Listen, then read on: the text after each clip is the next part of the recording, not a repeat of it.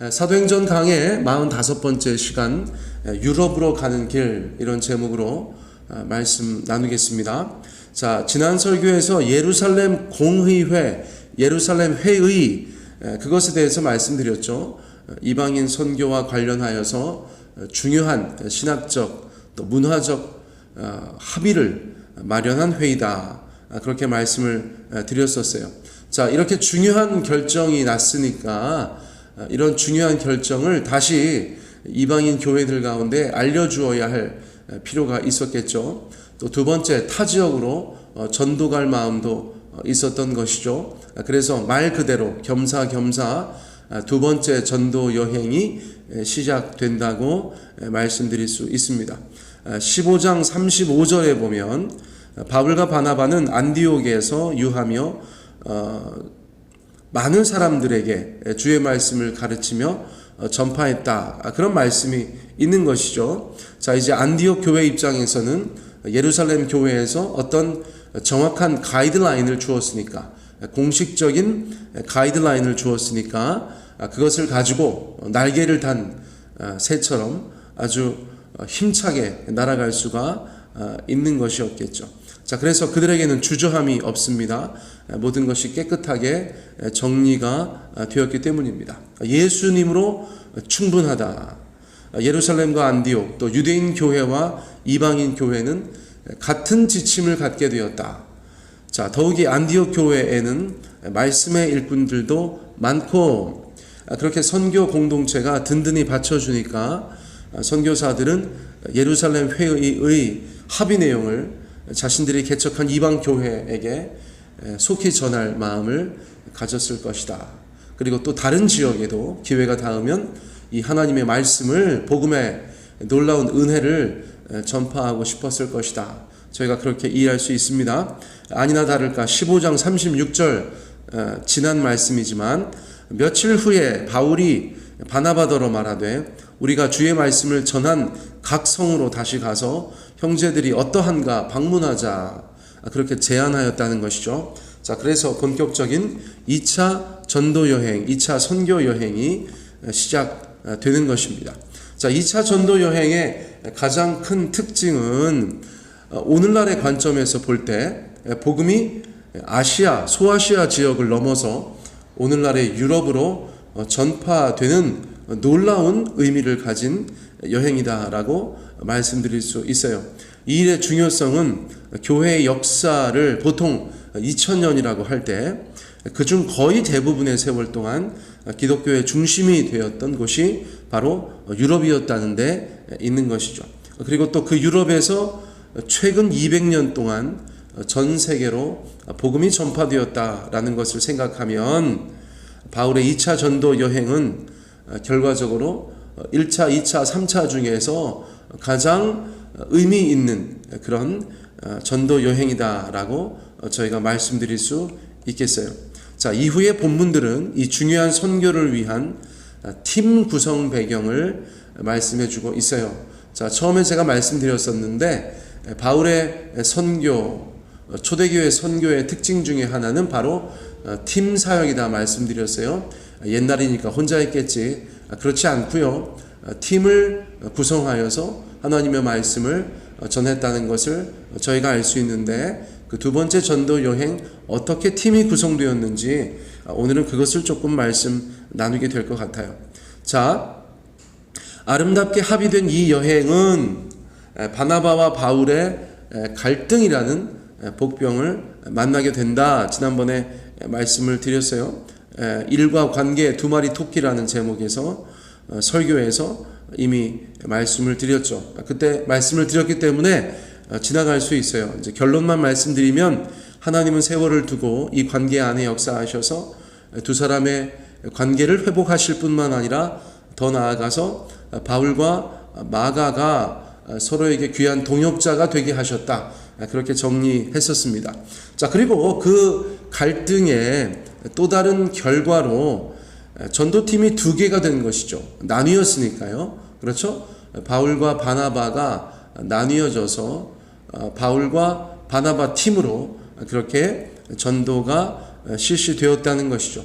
자, 먼저 팀 바나바, 우리 바나바 팀은 39절 말씀해 보니까 바나바는 마가를 데리고 배 타고 구브로로 가서 이렇게 말씀하고 있어요. 바나바는 마가를 데리고 1차 전도 여행과 같은 행선지로 출발하게 되었다는 것이에요. 자, 팀 바울 팀은 어떻게 했어요? 40절 말씀해 보니까 바울은 신라를 택한 후에 수리아와 길리기아로 다니며, 그렇죠? 자, 바나바와 마가가 첫 번째 전도 여행지로 출발하니까 다투고 나서 바울이 똑같은 데로 갈 수 없잖아요. 같은 배 탈 수 없고 같은 교회로 방문할 수 없으니까 에이, 나는 새로 전도하러 갈 거야, 이렇게 했다는 것이죠. 하나님께서는 합력해서 선을 이루시는 거죠. 두 사람은 다투었으나 하나님은 놀라운 역사를 이루셨고, 그 바울의 여정에 결국 유럽으로까지 가는 놀라운 복음 전파의 행보가 있었다. 저희가 그렇게 아쉬운 가운데에도 큰 의미를 찾을 수가 있겠습니다. 바울은 바나바 안 보려고 다른 길로 갔고, 또 1차 전도 여행보다 더 멀리 갔다. 그렇게 저희가 생각하시면 되겠어요. 자, 여기에서 예루살렘 교회 출신의 실라 선교사가 등장하게 되는 것입니다. 선교사 실라.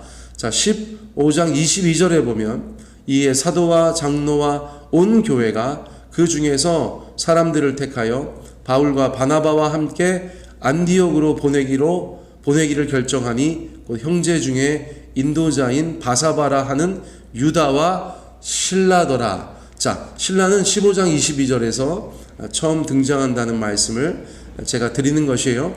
예루살렘 교회 출신이죠. 자, 바울은 예루살렘에서 안디옥으로 가는 여정에, 또 안디옥에서 실라와 교제하면서 이 사람 굉장히 괜찮은데, 나랑 잘 맞는데, 헌신된 사람인데, 선교 마인드가 있는데, 그런 것들을 확인했겠죠. 더욱이 그가 예루살렘 교회의 주요 구성원 중에 하나였기 때문에 예루살렘 회의의 결과를 이방인 교회 가운데 전하는 것에 적임자였겠죠. 또한 바울과 같이 로마의 시민권자였어요. 그래서 여러모로 아주 잘 맞는 조합이었다. 그렇게 저희가 볼 수 있습니다. 그래서 이후로는 바울과 신라예요. 리을이죠. 신라, 바울과 신라, 이 팀이 기본적으로 구성되었다. 저희가 볼 수 있어요. 자, 그 다음에 선교지로 나아갔을 때 디모데가 합류합니다. 저희가 너무나 잘 알고 있어요. 디모데 전서, 디모데 후서 할 때 그 디모데입니다. 예수 그리스도의 제자 16장 1정에서 그렇게 말씀하고 있어요. 디모데라고 하는 제자가 있다. 제자예요. 예수님의 제자. 또 혼혈아였죠. 16장 2절에 보니까 어머니는 믿는 유대인이요 아버지는 헬라인이었다. 저희 미국 가는데 저희 첫째랑 둘째가 그때 나이 차이도 3살 나고 엄연히 다른데, 미국에서 입국할 때 이렇게 보더니 얘네가 쌍둥이냐 그러더라고요. 뭐 키도 너무 차이 나고 얼굴도 너무 다르고, 그런데 쌍둥이냐고 하더라고요. 왜 그렇죠? 서양 사람들이 한국 동양 사람들 보면 잘 구별 못 하잖아요. 그렇죠? 저희가 생각할 때는 유대인하고 헬라인하고 혼혈이 어떤 차이가 있을까 했는데, 동네 사람들이 다 알았다는 거 아니에요, 지금? 그렇죠? 그런 차이가 있겠죠. 우리가 모르는 미묘한 차이, 그런 것들이 당연히 있을 것이에요. 자, 그런데 디모데는 그런 혼혈이었어요. 혼혈. 자, 또 형제들에게 칭찬받는 자였다. 16장 2절에 루스드라와 이고니온에 있는 형제들에게 칭찬받는 자였다. 작은 동네였던 큰 지역이었던 칭찬받는 자라는 것은 여러 가지 면에서, 믿음과 성품 면에서 아주 훌륭한 청년이었다라는 것을 말해주고 있어요. 훗날 바울이 영적인 아들로 삼죠. 그렇죠? 그래서 디모데가 저희 가운데 잘 알려져 있어요. 그렇게 바울과 실라 그리고 디모데.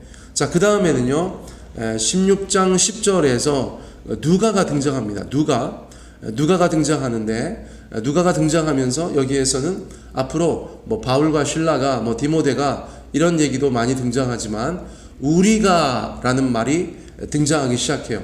우리가, 앞서 말씀드린 것처럼 사도행전은 누가복음과 같이 기자가 누가죠. 누가의 손을 하나님께서 통하여서 기록하셨으니까 누가가 자기예요. 그렇죠. 1인칭 복수 시점에서 이야기하는 것이죠. 그래서 이것을 위진술이라고 해요. 영어로 위진술, 우리 진술의 놀라운 시작이다.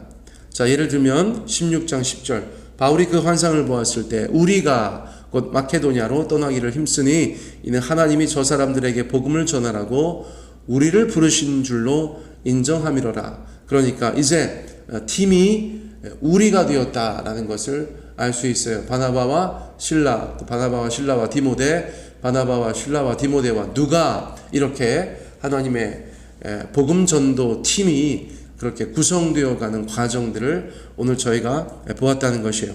자, 하나님은 한 사람을 통해서만 역사하시는 것이 아니라 연합하는 자들을 통하여서 역사하신다는 것을 저희가 알게 돼요. 교회 안에서 뿐만 아니라 여러분들 삶 속에서 다른 이들과 함께 연합하고 협동하는, 그러나 특별히 하나님의 일을 감당하면서 주님의 사람들과 힘을 합하는 그런 귀한 인생들 되시기를 예수님의 이름으로 축복합니다. 그리고 맨 처음에 말씀드린 것처럼 이분들이 복음을 전하며 갈 때에 그 2차 전도 여행의 가장 중요한 행선지는 바로 유럽이었다. 마케도니아의 환상을 통하여서 하나님께서 이 팀을 유럽으로 건너가게 하신 그 놀라운 역사적 사건, 그것을 정작 당사자들은 아무도 몰랐다. 여러분, 그것이죠. 인생이 어쩌면 그런 것 아니겠습니까? 오늘의 이 한 걸음이 저희들의 남은 인생 가운데 얼마나 복되고 귀한 인생의 디딤돌이 될지 아무도 알 수 없는 것이에요. 여러분, 오늘 저희가 주님 앞에 감사하며 기대하며 오늘은 어떤 일이 주 안에서 있을까? 주님 앞에 그렇게 기쁨으로 소망하며 살아가는 저와 여러분 되시기를 예수님 이름으로 축복합니다.